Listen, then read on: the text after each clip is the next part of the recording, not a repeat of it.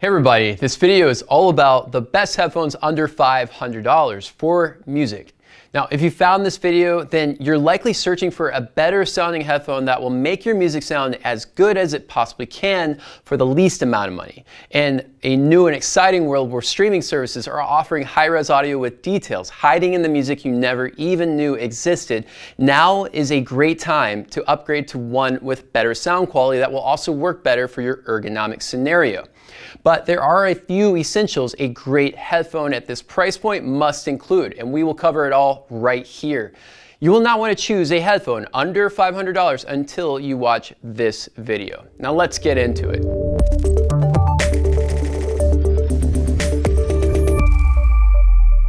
Before we begin, let's quickly cover some of the essentials. While there are a lot of headphones under $500, not all of them are made equally, and while many offer features that are cool, more and more people are coming to us wanting to know if there are better options for the money. So our number one piece of advice for headphones at this price point is narrow down the search to brands that specialize in audiophile-grade headphones. Many luxury models will cost upwards of thousands of dollars or more, and when you buy a headphone made by one of these high-end brands, some of the same technology, materials, craftsmanship, and comfort from those more expensive flagship models trickle down for less, giving you the best sound and build quality for the money. Brands like Focal, Audeze, Bowers & Wilkins, Meze Audio, Grado, Sony, and even Klipsch make world-class headphones for more critical listening, and they also make fantastic headphones under $500, so these are the ones we are focusing on in this video.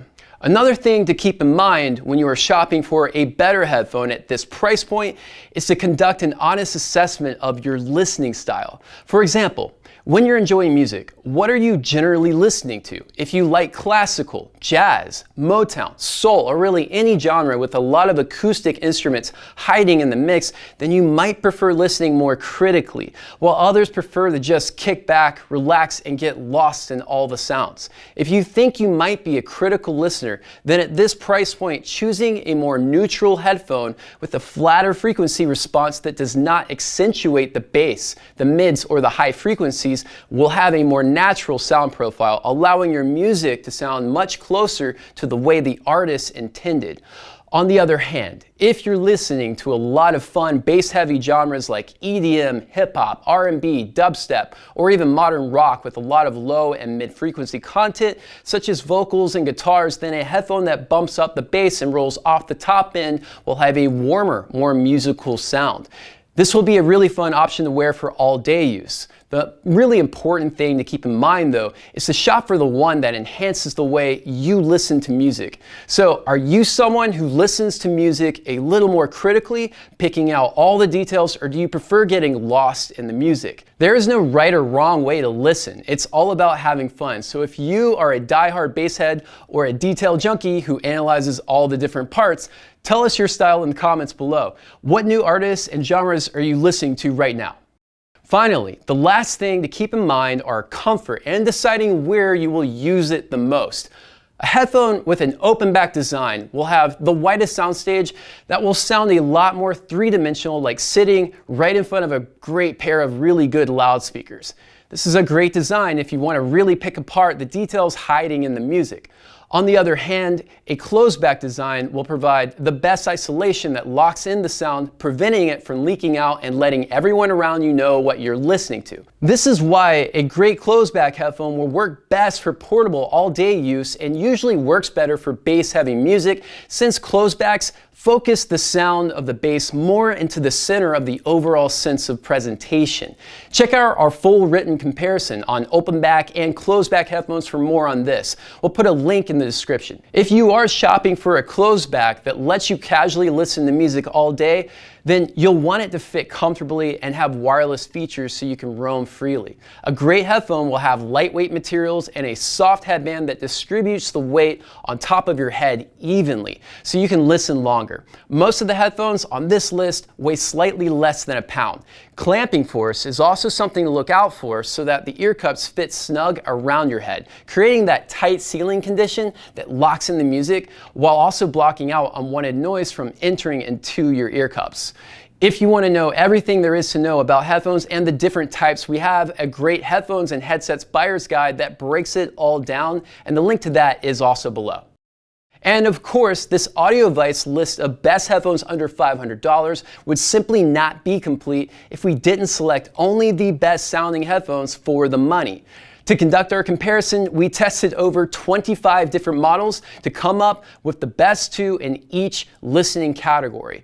All of the ones we're about to discuss have low impedances, so they all will work with just your smartphone. They present accurate, immersive sound, but for each category, we will choose one for casual listening on the go and one for more critical listening in private settings. While you could shop for something closer to a reference level audiophile grade headphone, you will spend well over $500, and many of them will require a headphone amp to drive them.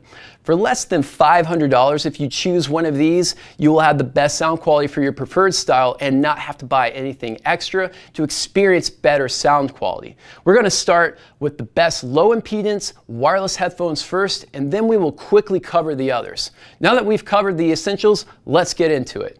If you're simply looking for the best sounding bare bones wireless headphone for less than $500 without any of the noise canceling features, then these are the ones you should be checking out. Critical listeners who want to hear more resolute details will appreciate the Focal Listen Wireless the most. Focal's top of the line headphones sell well over the $3,000 range, and while this one cannot compare to those, you do get some of the same high performance tech of those much more expensive high impedance models. The Listen has a high performance 40mm mylar and titanium dynamic driver, which is not the same material as Focal's most expensive models, but the driver is based on similar tech. You get a pretty wide range of frequencies with bass that goes down to 15 Hertz and a top end extension that goes up to 22 kilohertz. The closed back ear cups on this one do a fantastic job keeping the bass tight and punchy. And if you simply like having the convenience of aptX over Bluetooth, then these really do offer fantastic CD-like sound quality for more critical listening on the go. The Listen has a slight emphasis on the low end, so bass-heavy music sounds punchy and clear, but overall, the sound profile is neutral for this price point. Details stand out pretty clearly on the Listen, but on some music that was not recorded well, issues in the mix can become fatiguing after a long listening session. So if you're more of a casual all-day listener, strongly consider Grado's GW100 wireless headphones.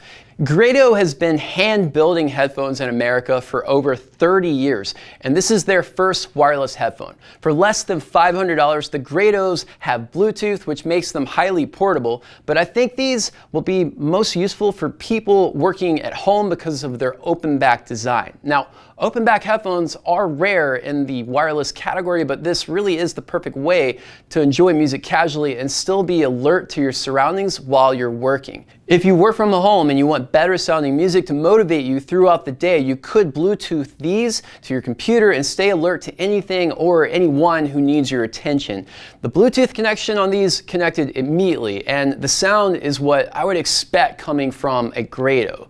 The sound is less resolute than the Focals, and these have slightly less bass and top-end extension compared to the Focal Listen, but the open-backed ear cups made the music come alive and sound more three-dimensional. Plus, you get a whopping 40 hours of wireless battery life compared to just 20 hours with the Focal Listen. The Grados are also just so lightweight. For something that lets you kick back and get lost in the music, I really liked these headphones. Here's a binaural recording of both so you can get an approximate idea of how they actually compare.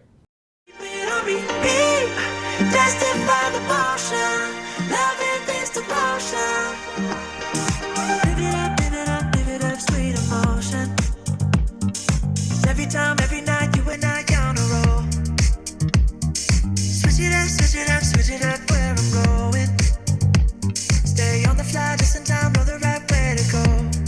I'm on the road, it's my time, taking control of my life. I want to run the red light. Okay, so I don't know what you guys heard, but for me, the sense of presentation sounds a lot more inside my head on the Listens, and that makes a lot of sense because they are a closed back and an open back. And one thing to really just note about that, because this is a night and day comparison when you're doing an open back versus a closed back is the separation of details are obviously going to be much more spread out on an open back, and they definitely are. And that would let you pick apart the details more for more critical listening, but on the listens, even though it's a closed back and the sound is more in your head, it was just more articulated and more resolute.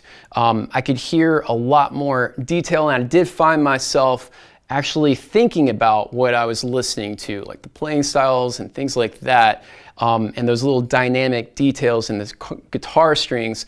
I was thinking about it a lot more on this headphone, whereas on this one, that separation of details was just not as resolute. Don't get me wrong, you can hear them, but the resolution, the detail retrieval, just not as articulated as they were on the listen. But I definitely was not thinking about all of the details as much. I was just sort of getting lost in them. And that's not necessarily a bad thing at all. That might be your listening style. So tell us what you think in the comments. Did you like one or the other? Up next, if you want your headphone to have noise canceling tech for travel or working in public places, then Bowers & Wilkins PX7 Carbon Edition or the Sony WH-1000XM4 are your best bet for under $500. Now, not only do these sound fantastic for either listening style, the noise cancellation sets a benchmark. Sony's noise canceling tech is the industry standard, and their active noise canceling will block out more low-end noise like the rumble of engines, as well as mid-range sounds like chattering voices. On the other hand, the BMW's noise cancellation is the most useful for casual commuting or being in the office, and this is the one you should consider if you're looking for a slightly more musical sound with good bass. Bowers & Wilkins is an iconic high-end speaker manufacturer from England that makes the 800 series diamond speakers used in Abbey Road studios, and they utilize the same engineers for the PX7 Carbon Edition. If you leave all the settings neutral across the headphones, we think the B&Ws are just a touch closer to matching the original source material and the depth of bass, and I think this is what sets these two apart.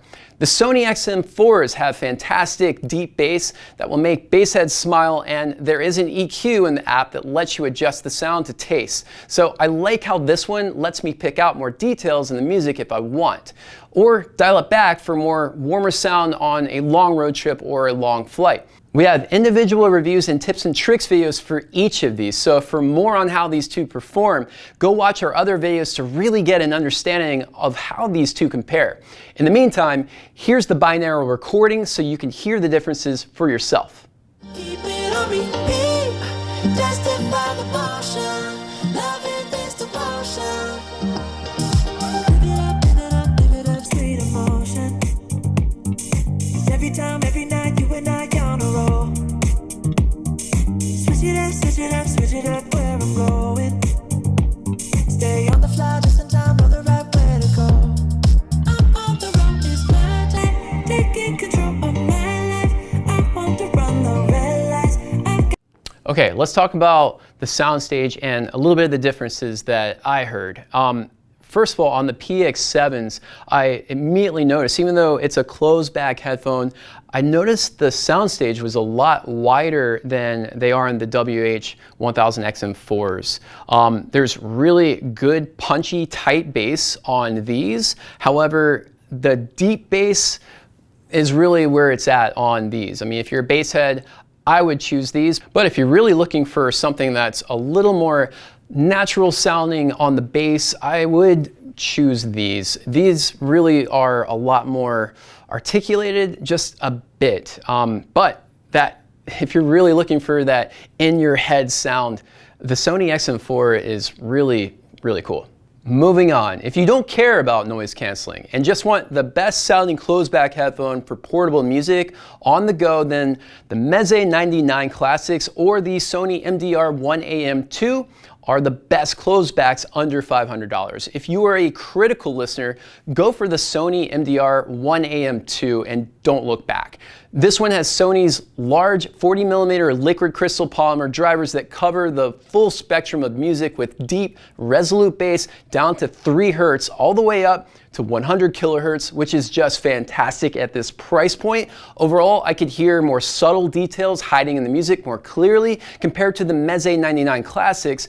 Details like a bassist playing style or even the subtle dynamics of guitar strings chiming as guitarists pluck their strings were slightly more resolute and easier to pick out. This one is very comfortable and isolates sound inside the ear cup with a tight sealing condition, but after about 2 hours or more of listening nonstop, my ears needed a break. So this one is well suited for shorter critical listening sessions. Having said that, if you're on the hunt for a closed back headphone that is slightly more well-rounded and natural, then the Meze 99 Classics should be at the top of your list for the money.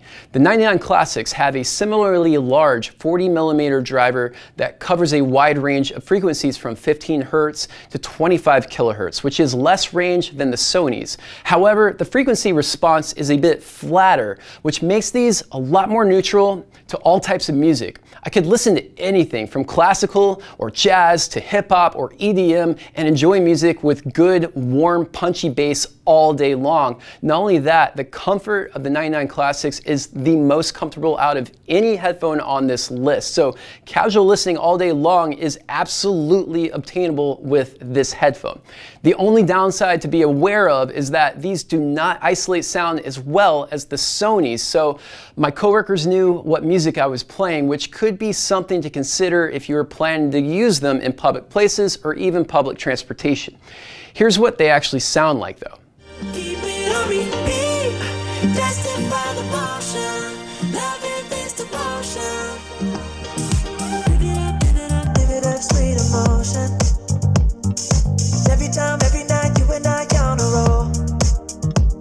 Switch it up, switch it up, switch it up where I'm going. Stay on the fly, just in time, know the right way to go. I'm on the road, it's my time, taking control of my life. I want to run the red lights.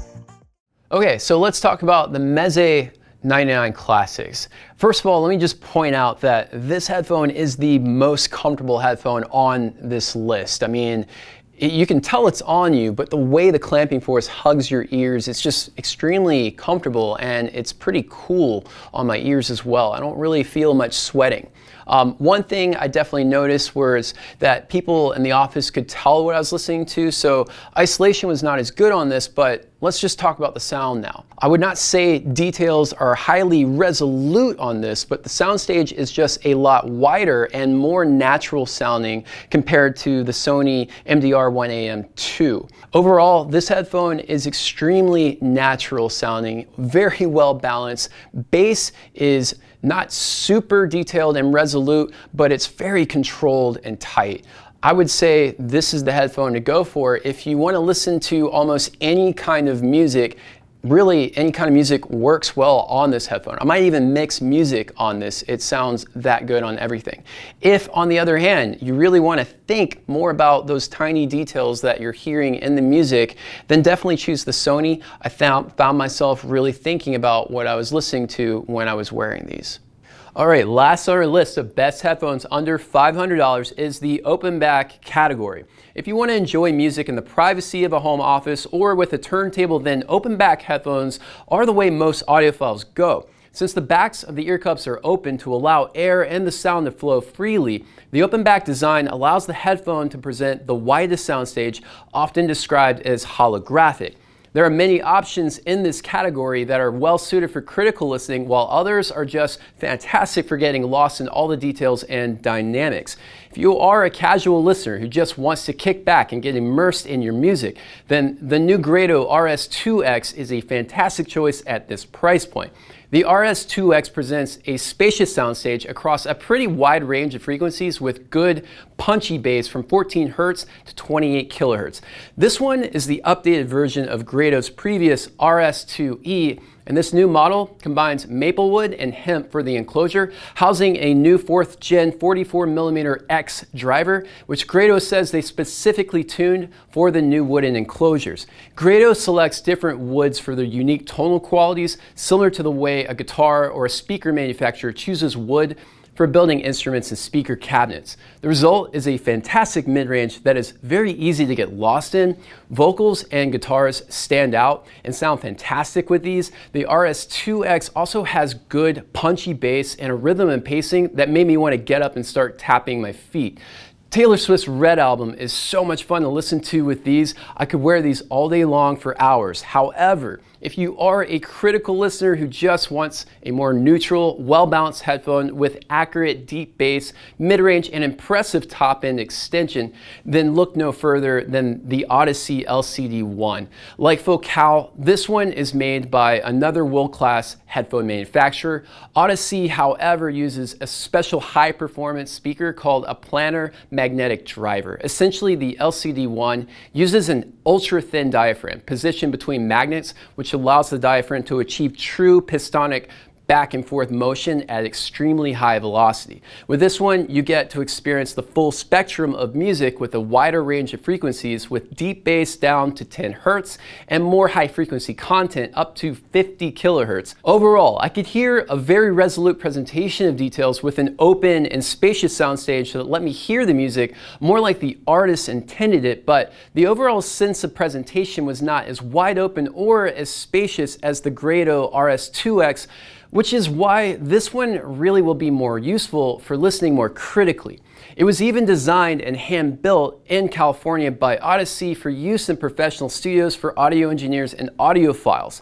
The comfort on these was made to be listened to for hours on end, and I definitely put in several hours to test out that claim. So for less than $500, the LCD-1 offers something special most people have never experienced at this price point. Here's our binaural recording on these.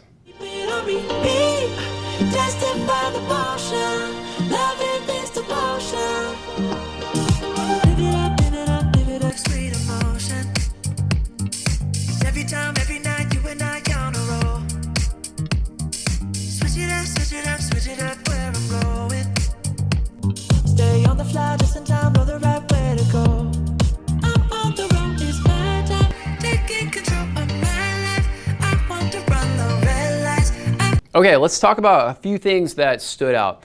I want to start with the Audeze LCD-1. This one definitely had the more analytical sound profile to my ears.